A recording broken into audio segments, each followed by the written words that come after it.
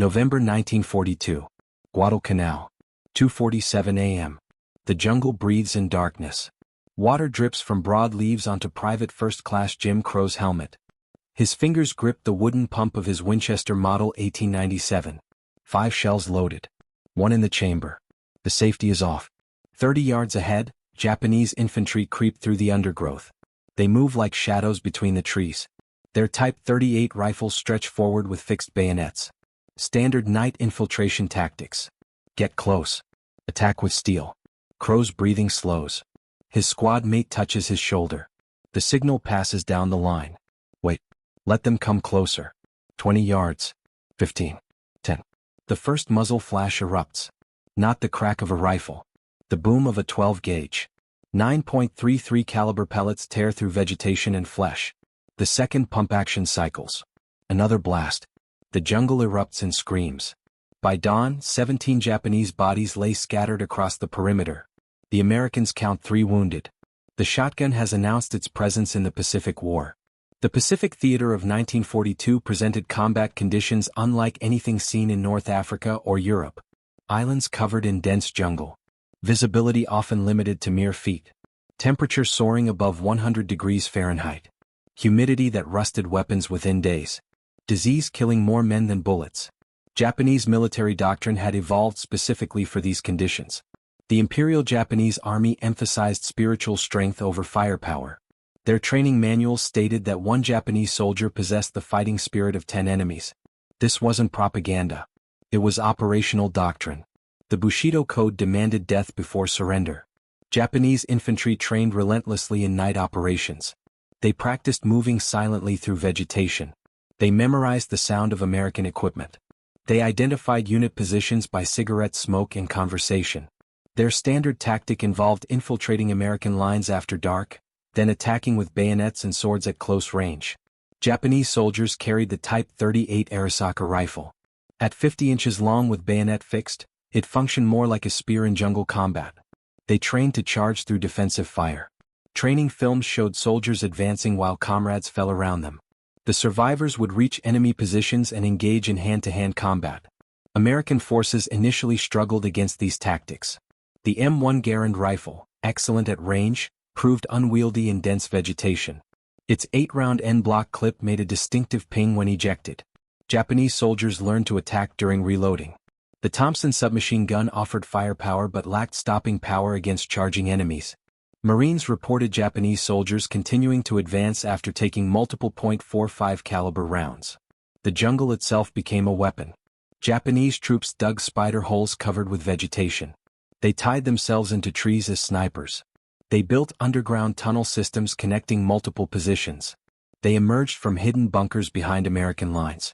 Traditional military doctrine collapsed in this environment. American casualties mounted through late 1942. Night attacks created psychological trauma. Marines couldn't sleep. They fired at shadows. Friendly fire incidents increased. Units reported men breaking under the strain. Something had to change. The Marine Corps began analyzing after-action reports. They identified a pattern. Japanese attacks succeeded through speed and shock. The enemy closed distance before Americans could effectively engage. Standard infantry weapons failed at extreme close range. The solution came from an unexpected source. The Winchester Model 1897 shotgun had existed for 45 years. John Browning designed it in the 1890s for hunting and home defense. The weapon featured an exposed hammer and no trigger disconnect. This meant a shooter could hold the trigger and rapidly cycle the pump action. Each pump fired another shell. Soldiers called it slam firing. The Model 1897 weighed 8 pounds. Its 20-inch barrel had been shortened from the civilian version for military use. The tubular magazine held 5 shells. A 6th could be loaded directly into the chamber. The weapon measured just 39 inches overall. Perfect for jungle warfare. Military shotgun ammunition differed vastly from hunting loads. The standard military round contained 9 pellets of .00 buckshot. Each pellet measured .33 inches in diameter. At 10 yards, the pattern spread to about 20 inches. One trigger pull launched the equivalent of 9.32 caliber bullets simultaneously. The mathematics of terminal ballistics favored the shotgun in close combat. A charging soldier at 30 feet would be hit by most pellets from a single shell. The combined energy transfer exceeded 2,000 foot-pounds. Medical reports described massive trauma, multiple wound channels, instantaneous incapacitation. The Marine Corps had experimented with shotguns in World War I. They proved devastatingly effective in trenches. German protests reached the international community. They claimed shotguns caused unnecessary suffering. The protests were ignored. The weapons remained in arsenals. 25 years later, old stocks of Model 1897s were pulled from storage. Armorers in San Diego worked overtime. They fitted heat shields and bayonet lugs. They tested sling mounts. They waterproofed actions against jungle moisture. By October 1942, the first combat shotguns arrived on Guadalcanal. Not every Marine received one. Shotguns went to point men on patrols. Squad leaders chose their best jungle fighters. Men who could wait. Men who wouldn't panic. Men who understood that in the jungle, the first shot often determined survival. Training emphasized instinctive shooting. No time for careful aim in jungle combat. Shoot from the hip. Trust the spread pattern. Pump immediately. Fire again. Keep shooting until the threat stops. Reload whenever possible. Always maintain a loaded weapon. Ammunition supply created logistical challenges. Cardboard shells deteriorated in humidity. Brass-cased shells were introduced. Each Marine carried 30 to 40 shells. Units cached ammunition at patrol bases. Supply officers prioritized shotgun ammunition delivery. The first major employment came during the battle for Henderson Field. Japanese forces launched repeated night assaults. Marines with shotguns positioned themselves at likely infiltration points. They waited in darkness. When enemy soldiers appeared at close range, the killing began. The psychological impact on Japanese forces proved immediate and profound. Sergeant Takashi Miyamoto survived the war and later described his first encounter with American shotguns. His unit attacked Marine positions near the Matanico River. They crawled for hours through mud and roots. They reached within 20 meters of American foxholes. Then the night exploded. Miyamoto watched the soldier beside him thrown backward. Not shot. Destroyed. The buckshot pattern had caught him full in the chest. Blood sprayed across vegetation. Another boom. Another soldier down. Then another. The attack collapsed in seconds. Japanese military culture emphasized honor in combat. Soldiers expected to die by rifle or sword. The shotgun violated these expectations. It killed without precision. Without skill. Multiple soldiers could fall to a single blast. There was no honor in such death. Letters captured from Japanese soldiers revealed deep fear. Private Yoshio Takahashi wrote to his family about the demon weapons Americans employed. He described friends torn apart. Bodies unrecognizable. The sound that haunted sleep. That distinctive pump-action cycling. Click-clack. Death following. Japanese tactical doctrine began changing. Night infiltration routes avoided sectors known to have shotgun-equipped Marines. Soldiers spread wider during charges. They aimed specifically for Americans carrying short weapons. Kill the shotgunners first became standard procedure. The fear transcended individual soldiers. Japanese military intelligence issued reports analyzing shotgun employment. They calculated kill ratios. They studied wound patterns. They concluded that at ranges under 25 yards, one American with a shotgun equaled the firepower of 3 riflemen. Cultural interpretation added another dimension. Japanese soldiers had been told Americans were soft, weak, unwilling to engage in close combat. The shotgun suggested otherwise. Americans would kill efficiently, brutally, without hesitation. Propaganda attempts failed to counter the fear. Japanese officers told soldiers that shotguns were cowards' weapons, that real warriors used rifles and swords. But soldiers who survived shotgun encounters spread different stories. They spoke of Americans who waited calmly in darkness, who killed everything that moved, who showed no mercy. From the American perspective, the shotgun revolutionized jungle warfare. Corporal Eugene Sledge later wrote about carrying a shotgun during the Paliliu campaign. He described the confidence it provided, the knowledge that within 30 feet, nothing could survive. Marines developed specific tactics around shotgun employment. The shotgun sweep involved 2 men with shotguns leading a patrol. They moved in overlapping fields of fire. Behind them, riflemen covered longer ranges. When contact occurred, the shotgunners engaged immediately while others took position. Technical advantages extended beyond firepower.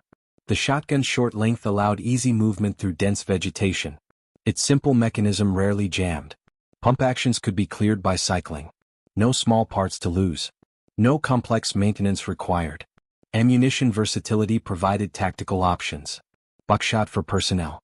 Slugs for bunkers. Marines learned to carry mixed loads. First shell buckshot for immediate threats. Follow-up slugs for penetration. Some units experimented with flechette rounds. Small dart-like projectiles that increased range and penetration. Night defensive positions evolved around shotgun capabilities. Marines placed shotgunners at likely approach routes. They cleared fields of fire to maximum effective range. About 40 yards. They positioned backup ammunition within easy reach. They practiced reloading in complete darkness. The weapon's psychological effect on users proved equally significant. Private First Class Robert Leckie described the transformation. Young Marines who received shotguns walked differently, talked differently. They knew they held decisive firepower. In the jungle, the man with the shotgun was king. Combat statistics supported this confidence. Analysis of night engagements showed positions with shotguns suffered 60% fewer casualties. Kill ratios improved dramatically. One Marine with a shotgun averaged 2.3 enemy kills per engagement. Riflemen averaged 0.7. Squad dynamics shifted. Shotgunners became patrol leaders by default. Their weapon dictated movement. Their position determined tactics. Other Marines unconsciously deferred. The man with the most firepower made decisions. Training evolved continuously. Veterans returning from combat taught new techniques. How to gauge distance by sound. When to shoot versus when to wait. How to position shells for rapid reloading. How to maintain weapons in salt air. Knowledge paid for in blood. December 26, 1943. Cape Gloucester, New Britain. The 1st Marine Division lands in driving rain. Visibility drops to 50 feet. The Japanese 17th Division waits in prepared positions. They have studied American tactics for over a year. They know about the shotguns. They have developed countermeasures. Major General Iwao Matsuda commands Japanese forces. He has positioned his troops in depth. Multiple defensive lines. Interconnecting tunnels. Pre-registered mortar positions. He plans to channel American advances into kill zones. Then counterattack at night. Classic Japanese doctrine adapted for shotgun threats. The Marines push inland through swamps and Kenai grass. Corporal Luther Brown carries a Model 1897. He leads 3rd Squad, 2nd Platoon, K Company. They advance toward Target Hill. Japanese machine guns open fire from concealed positions. The squad goes to ground. Brown identifies the bunker. 40 yards through thick vegetation. He signals his squad. Suppressing fire commences. He moves left, crawling through mud. The rain covers sound. He reaches within 15 yards. The Japanese crew hasn't seen him. He rises and charges. The shotgun fires. Pump. Fire. Pump. Fire. 3 blasts in 2 seconds. The machine gun falls silent. The squad advances. They find 4 Japanese soldiers inside the bunker. The buckshot patterns overlap on the walls. Word spreads through Japanese positions. The shotguns are here. Radio transmissions increase. Officers debate response. Some advocate immediate counterattack. Others counsel withdrawal. Confusion spreads through command structure. That night, Colonel Kenshiro Katayama leads 800 soldiers in a banzai charge. They target Marine positions along the Suicide Creek perimeter. They achieve complete surprise. Japanese soldiers pour through gaps in the lines. Hand-to-hand combat erupts across 200 yards of jungle. Private First Class William Hatch stands in his foxhole with a Winchester shotgun. Japanese soldiers charge past in the darkness. He fires point blank. The muzzle flash illuminates faces. Screams. Blood. He pumps and fires. Again. Again. His ammunition runs out. He draws his pistol. Keeps shooting. Sergeant Mike Strank organizes the defense. He positions 3 shotgunners at a trail junction. They create interlocking fields of fire. Japanese soldiers funnel into the kill zone. The shotguns speak in sequence. Bodies pile up. The attack stalls. Dawn reveals the carnage. 256 Japanese bodies within Marine lines. American casualties, 23 killed, 47 wounded. The shotguns have proven decisive. But the battle has just begun. In Tokyo, military leadership receives disturbing reports. The Americans are using inhuman weapons. Weapons that violate the rules of war. January 15, 1944. The Japanese government files an official diplomatic protest through Swiss intermediaries. They cite the 1907 Hague Convention. They claim shotguns cause unnecessary suffering, that buckshot wounds cannot be properly treated, that America commits war crimes. The protest reaches Washington within days. Military lawyers review international law. They find no prohibition against shotguns. The Hague Convention restricts expanding bullets. Buckshot pellets don't expand. They conclude Japan has no legal standing. General Douglas MacArthur receives orders to continue shotgun employment. He forwards the message to Marine commanders. Use whatever weapons prove effective. Win the war. Legal debates can wait for peacetime. On Cape Gloucester, fighting intensifies. Japanese forces attempt new tactics. They wear captured American uniforms. They carry bamboo shields. They attack in dispersed formations. Nothing works. The shotguns continue killing. Sergeant Akira Yamamoto leads a special assault unit. They have trained specifically to defeat shotgun positions. They carry smoke grenades. They wear extra padding. They plan to overwhelm through speed and numbers. On January 18th they attack Hill 660. The Marines are ready. They have positioned shotgunners in mutually supporting positions. When smoke obscures direct fire, they shoot into predetermined zones. The buckshot patterns overlap. No gaps exist.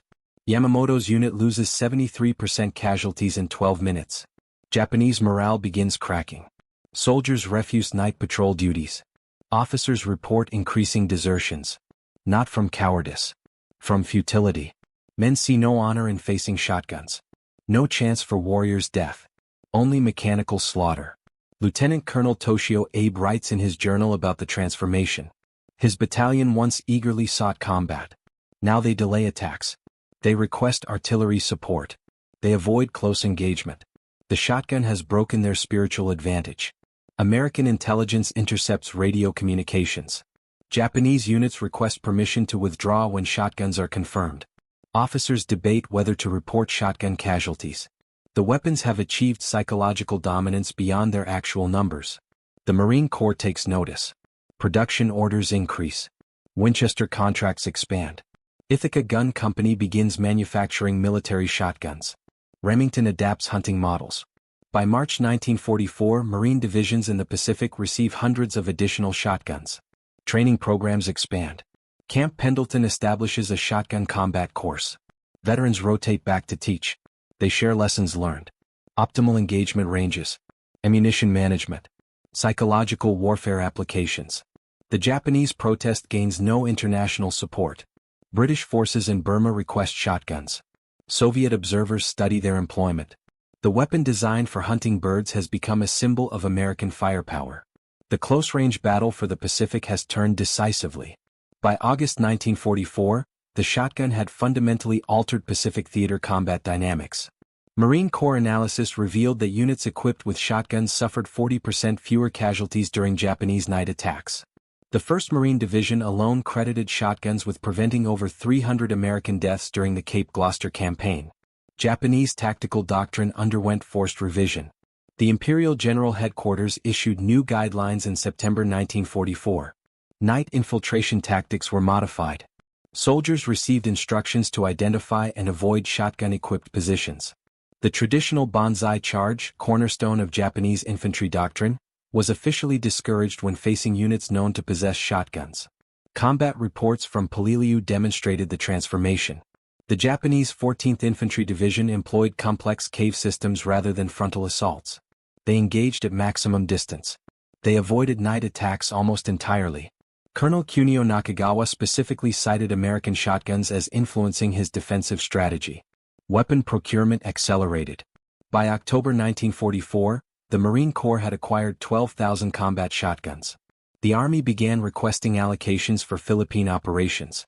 Production facilities ran 3 shifts. Ammunition manufacturers produced 2 million shells monthly. Medical documentation revealed the shotgun's devastating effectiveness. Navy corpsmen reported that shotgun wounds at close range were invariably fatal. Multiple projectile paths created massive internal damage. Surgical intervention proved nearly impossible. Japanese medical officers captured on Saipan confirmed they could not save soldiers hit by buckshot at close range. The psychological impact persisted beyond individual battles. Japanese soldiers captured in late 1944 consistently mentioned shotguns during interrogation. Many admitted that fear of these weapons influenced their decision to surrender. The sound of pump-action cycling caused immediate anxiety responses. Some prisoners required sedation when exposed to similar mechanical sounds. American forces refined employment techniques. The shotgun box formation placed 4 shotgunners at corners of a defensive perimeter. Overlapping fields of fire created a kill zone no human could traverse. Units reported 0 successful penetrations when this formation was properly executed. Statistical analysis from the Philippines campaign confirmed the shotgun's strategic impact. During the Battle of Manila, February 1945, urban combat favored close-range weapons. Marines clearing buildings reported 1 shotgun proved more effective than 3 rifles in room-to-room fighting. The 37th Infantry Division requested emergency shotgun allocation after initial engagements. Japanese military leadership privately acknowledged defeat in the close combat arena. Lieutenant General Yashiharu Ozaki wrote extensively about American firepower advantages. He specifically cited the shotgun as breaking the spiritual superiority of Japanese infantry. When warriors could die without ever seeing their enemy, without opportunity for honorable combat, Bushido itself became questionable. Training manuals captured from Japanese facilities showed detailed sketches of American shotguns. Instructions emphasized maintaining distance, avoiding vegetation that might conceal shotgun positions, using grenades rather than direct assault. The weapon had forced fundamental changes in thousand-year-old warrior traditions. Technological adaptations emerged. Stevens Arms Company developed the Model 520-30 specifically for military use. It featured improved heat dissipation, corrosion-resistant finishes, enhanced reliability in tropical conditions. By 1945, 4 manufacturers produced military shotguns. The Okinawa campaign represented the shotgun's final evolution in World War II. Marines employed them in cave-clearing operations. The 96th Infantry Division reported that shotguns reduced casualties by 50% during underground combat. Japanese defenders had no effective counter. They could not maintain distance in confined spaces. Post-war analysis by the Strategic Bombing Survey included unexpected findings. Japanese industrial production had diverted resources to develop body armor specifically against buckshot. Thousands of man-hours were spent on ultimately futile protective equipment. The shotgun had influenced enemy strategic planning beyond the battlefield. Veterans returning home brought profound respect for the weapon. Many purchased civilian versions. Police departments recruited combat shotgun specialists. The weapon that terrified Japanese soldiers became standard law enforcement equipment. Its reputation was sealed in Pacific Island blood. War crime trials never addressed the shotgun controversy. Japanese prosecutors presented no evidence of illegal employment. International law remained unchanged. The diplomatic protest of 1944 was quietly forgotten. Victory had rendered legal arguments moot. The 12-gauge shotgun in Pacific combat represents something deeper than tactical innovation. It demonstrates how warfare's reality crushes romantic idealization. The Japanese soldier, trained from childhood to die gloriously for the emperor, instead faced mechanical, impersonal death from buckshot patterns. No sword duel. No honorable rifle exchange. Just devastating firepower at close range. Yet we must remember the young Americans who carried these weapons. 18-year-old Marines who waited in darkness, knowing Japanese infiltrators approached. Who pulled triggers that ended multiple lives in seconds. Who lived with those memories for decades after. The shotgun's effectiveness came from matching weapon to environment. In European fields it would have been useless. In Pacific jungles it proved decisive. This lesson resonates through military history. Technology alone never determines victory. Application does. Perhaps most significantly, the shotgun broke the myth of spiritual superiority over material firepower. Courage and determination matter in war. But when facing superior weapons properly employed, warrior spirit reaches its limits. The Imperial Japanese Army learned this lesson in blood. Today, military shotguns remain standard equipment. From Vietnam to Afghanistan, they continue serving in close combat roles. The Winchester Model 1897 that terrified Japanese soldiers evolved into the Benelli M4 carried by modern Marines. The principle remains unchanged. At close range, nothing delivers decisive firepower like a 12-gauge shotgun. The Pacific War's shotgun legacy reminds us that combat is not glorious. It is survival through superior firepower and tactics. Those who adapt live. Those who cling to outdated doctrine die. In the jungle darkness of 1943, American shotguns delivered that message with brutal clarity.